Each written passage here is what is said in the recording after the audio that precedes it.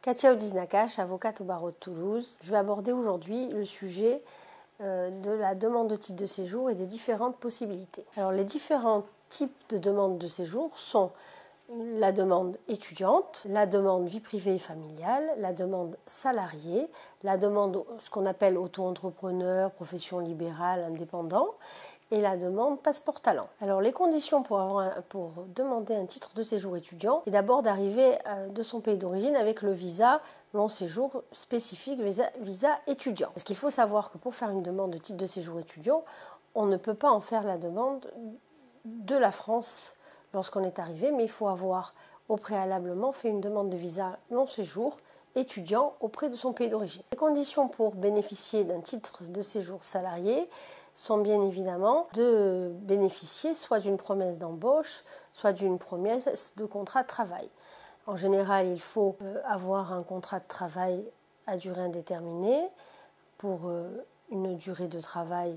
à temps complet, avec bien évidemment un salaire équivalent au SMIC à minima, pour pouvoir bénéficier et faire une demande de titre de séjour en tant que salarié. Alors la demande de titre de séjour vie privée et familiale va concerner l'intéressé qui est soit conjoint de Français, soit parent d'un enfant français. On va dans ces conditions lui conseiller de déposer une demande de titre de séjour vie privée et vie familiale, puisqu'il s'agit donc soit de vivre auprès de son conjoint, soit auprès de ses enfants lorsqu'on n'est pas marié, mais qu'on est parent d'enfants français. Alors la demande de titre de séjour, entrepreneur, auto-entrepreneur, profession libérale, ça concerne également les artisans, les commerçants. Il faut bien évidemment, alors si on est artisan ou commerçant, être inscrit à la Chambre des métiers ou à bénéficier d'une inscription auprès du registre du commerce. Si on est profession libérale, il faut être inscrit auprès de l'ordre des médecins, l'ordre des avocats, l'ordre des architectes et bien évidemment, en tout cas,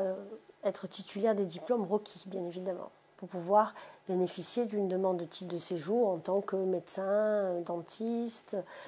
architecte ou avocat par exemple. La demande de titre de séjour passeport talent n'est pas la demande la plus usitée en général puisqu'elle a des conditions précises un petit peu exigeantes puisqu'il faut que l'intéressé soit titulaire d'un diplôme donc délivré par les autorités françaises, c'est-à-dire un minima qui sanctionne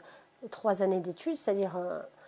une licence qu'on appelait à l'époque une licence ou un master, voire un master 2 à l'heure actuelle. Et en parallèle, sinon, s'il s'agit d'un investisseur, il faut quand même avoir investi au minimum 300 000 € sur le territoire français. Donc ce sont quand même des demandes qui sont des demandes réservées à une certaine élite de la population, des gens qui ont un certain niveau d'études et ou une certaine capacité à investir dans le territoire pour justement créer des entreprises ou voilà, innovantes, quelque chose qui relève d'un secteur bien précis et bien réglementé au niveau des différentes conditions. En moyenne, pour chacune de ces procédures, il va s'écouler un délai de 3 à 6 mois entre le dépôt du dossier et la délivrance d'un premier récépissé. Pour certaines demandes qui sont les demandes qu'on peut qualifier entre guillemets de plein droit, notamment en ce qui concerne les demandes vie privée et familiale, si on se déplace en préfecture dans le cadre d'un rendez-vous, la délivrance du récépissé peut se faire le jour du rendez-vous. Par contre, pour les autres types de demandes, que ce soit étudiant ou que ce soit salarié ou notamment la demande passeport talent, il faudra certainement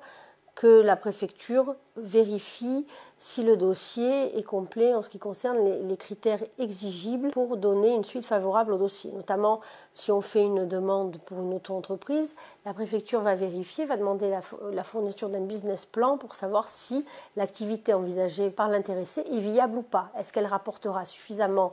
d'argent pour que la personne puisse en vivre et se voir attribuer un titre de séjour à ce titre-là. Alors, mon rôle en tant qu'avocate, dans l'accompagnement de mes clients dans le cadre d'une première demande de titre de séjour spécifique, c'est-à-dire salarié, étudiant, vie privée familiale, c'est de conseiller les clients dans la manière de monter leur dossier, de les accompagner avec la rédaction d'un courrier précis pour favoriser l'obtention du premier titre de séjour. Cette préparation est nécessaire pour un aboutissement rapide et efficace du dossier qui sera déposé en préfecture.